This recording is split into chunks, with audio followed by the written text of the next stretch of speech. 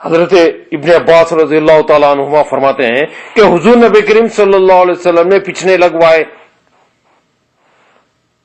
جو خون مبارک نکلا وہ ایک قریشی غلام نے پی لیا، تو حضور نبی کریم صلی اللہ علیہ وسلم نے فرمایا جا، تو نے اپنے نفس کو دوزخ سے بچا لیا۔ زرخانی اور قصائص کبریٰ میں یہ حدیث نقل کی گئی ہے۔ اس طرح حضرت عبداللہ بن زبیر رضی اللہ تعالیٰ عنہ حضور نبی کریم صلی اللہ علیہ وسلم کا خون مبارک پی گئے تھے، جبکہ پچھنا لگوا کر خون ان کو دیا گیا تھا کہ جاؤ باہر کہیں ایسی جگہ چھپا دو جہاں کوئی نہ دیکھے۔ وہ باہر نکل کے پی گئے، جب واپس آئے تو فرمایا کیا کر آیا ہے؟ عرض کیا کہ ایسی جگہ چھپا آیا ہوں جہاں کوئی نہ دیکھے گا۔ فرمایا شاید تو پی آیا ہے۔ عرض کی ہاں، کیونکہ میں جانتا ہوں کہ جس میں آپ کا خون ہوگا اس کو دوزخ کی آگ نہ لگے گی۔ فرمایا جا، تو بھی دوزخ کی آگ سے بچ گیا۔ پھر فرمایا افسوس ان لوگوں پر جو تجھے قتل کریں گے، اور افسوس کہ تو ان سے نہ بچے گا۔ زرخانی قصائص الکبریٰ شفا شریف میں یہ بات لکھی گئی ہے۔ شہادت کی بھی خبر دے رہے ہیں حضور نبی کریم صلی اللہ علیہ وسلم، جنت کی بھی بشارت دے رہے ہیں۔ حضور نبی کریم صلی اللہ علیہ وسلم کے فضلات مبارکہ کو صحابہ کرام طیب و طاہر سمجھتے تھے۔ صحابہ کرام رضوان اللہ علیہم اجمعین اس حقیقت کو جان گئے تھے کہ حضور نبی کریم صلی اللہ علیہ وسلم کا جسم مبارک عام لوگوں کے اجسام کے مثل نہیں ہے، وہ سراپا طاہر اور مطہر ہیں، اور اس میں وہ برکت اور فضیلت رکھی گئی ہے کہ کسی دوسرے جسم میں نہیں۔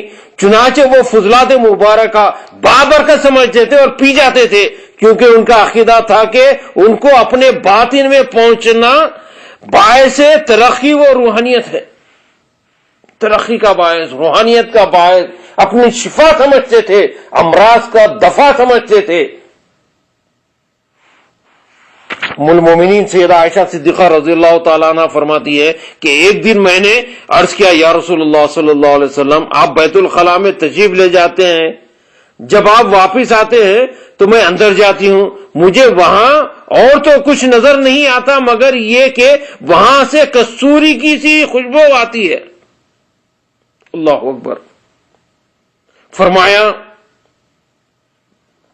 ہم پیغمبروں کے وجود بہشتی روحوں کی صفت پر پیدا کیے جاتے ہیں، یعنی جنتیوں کی روحوں میں جو لطافت و پاکیزگی اور خوشبو ہوتی ہے وہ ہمارے جسموں میں ہوتی ہے، اس لیے ہمارا بول و برات اور پسینہ وغیرہ خوشبودار ہوتا ہے، اور جس جگہ پر پڑتا ہے اسے معطر کر دیتا ہے، اور ان سے جو کچھ نکلتا ہے اسے زمین اپنے اندر حلول کر لیتی ہے۔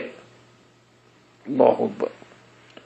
امام قاضی عیاض، علامہ زرخانی اور علامہ یوسف بن اسماعیل نبہانی رحم اللہ فرماتے ہیں جب حضور نبی کریم صلی اللہ علیہ وسلم پاخانہ پھرنے کا ارادہ فرماتے تو زمین پھٹ جاتی اور آپ کے پاخانے اور پیشاب کو نگل جاتی، اور وہاں سے عمدہ اور پاکیزہ خوشبو مہکنے لگتی۔ زرخانی شفا شریف اور انوار محمدیہ میں لکھا ہے۔ حضور نبی کریم صلی اللہ علیہ وسلم سر تاپا معجزہ ہے، آپ کو کبھی احترام نہیں ہوا۔ احترام جو ہے ایک وسوسے سے ہوتا ہے، لیکن حضور نبی کریم صلی اللہ علیہ وسلم احترام سے بھی محفوظ۔ حضرت ابن عباس رضی اللہ تعالیٰ عنہ فرماتے ہیں کہ کسی نبی کو کبھی احترام نہیں ہوا، کیونکہ احترام شیطان کی وجہ سے ہوتا ہے اور انبیاء پر شیطان کا اثر نہیں۔ خصائص کبریٰ جواہر البحار میں لکھا ہے۔ تو یہ نبی کا خصائص میں سے ہے، خصوصیت ہے نبی کی کہ نبی کو احترام نہیں۔